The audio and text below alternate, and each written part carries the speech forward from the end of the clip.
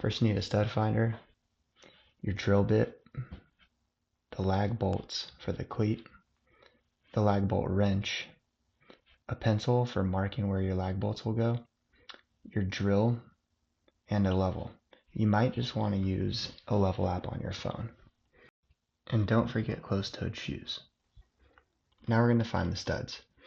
Be sure to find the center of the stud using your stud finder.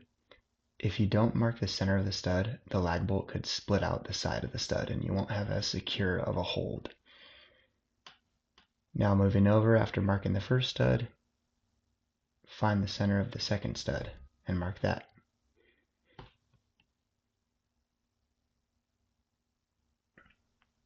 Now it's time to grab your cleat.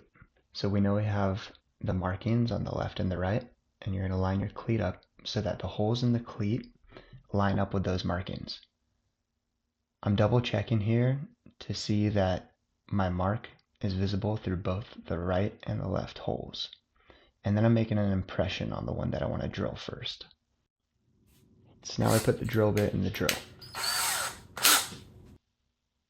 So when you're drilling your first hole, it's going to be very easy as you go through the drywall, and then you should feel some resistance as you hit the stud.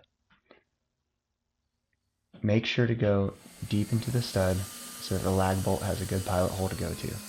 And you'll know that you're definitely in the stud when you pull wood chips out. So here you can see I'm catching some wood chips. It's no longer just drywall. Now grab the cleat, one lag bolt, and the lag bolt wrench, and we're going to get that first lag bolt started in the pilot hole that we drilled. You can start it by hand and then eventually move on to using the wrench. Tighten this, but not all the way. Then level your cleat.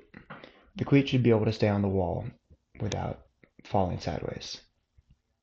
Now that the cleat's level, we're going to drill the second pilot hole. With the second pilot hole drilled, we're repeating the same step to put the second lag bolt into the second stud. Tighten this thing all the way.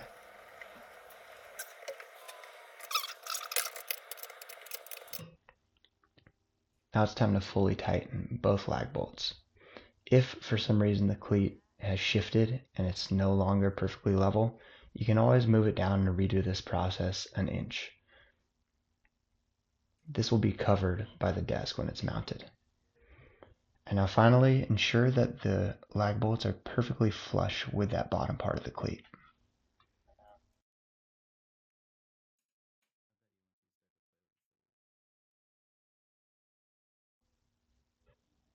Now it's time to lift this thing.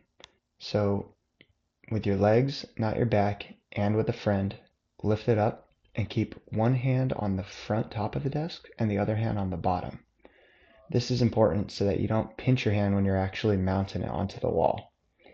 Once the desk is on the wall, do not remove pressure from it until you know that it's for sure seated on the cleat. Your desk is almost ready to use.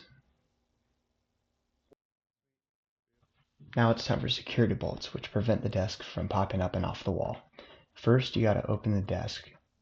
Now you can get a drill in there. Drill directly into the center to create a little pilot hole for the drywall anchor. Then you're going to take your drywall anchor and first swap out the drill bit for the Phillips head screwdriver and screw that drywall anchor slowly but securely until it's flush with the wall. It should go all the way through that hole in the desk and then be flush against the wall. And finally, you're going to take the security screw with the washer around it and fasten that into the drywall anchor. Be sure to do at least one other security screw on one of the other holes. There are 4 holes in total for security screws.